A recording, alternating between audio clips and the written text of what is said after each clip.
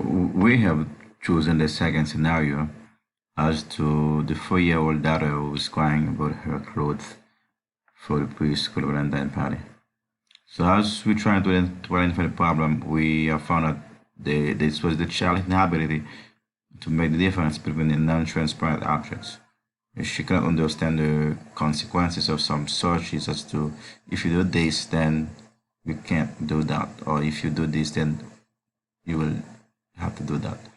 The child is unable to catch the idea of putting pants on the skirt will automatically hidden the hat upon the skirt. Her age and the cognitive operation she's trying to do does not match. Her cognitive has not yet developed for that transaction operation. The person involved is the child and her parents, her father or mother. The child is not happy about the situation she's not yet able to understand quietly. She got mad and saying harsh words to her father is inappropriate. And the parent could have been very angry with the child. Should the parent understand the developmental age of her child, he will not let that situation bother him too much. Either way, this behavior should be approved and not be tolerated. Uh, as to alternative, we can propose to buy or to put a glue, or we can propose some other hat to be glued some other places upon the pants, or have the child carry some heart symbols, pictures, images. We can suggest that she should buy no pants with their heart on it, and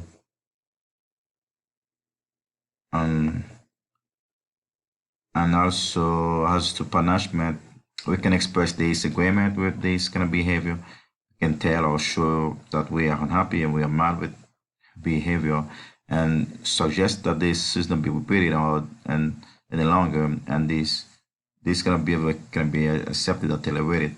We can promise to her that as she goes, she will understand better, or she will understand uh, uh, uh, the if and then clause.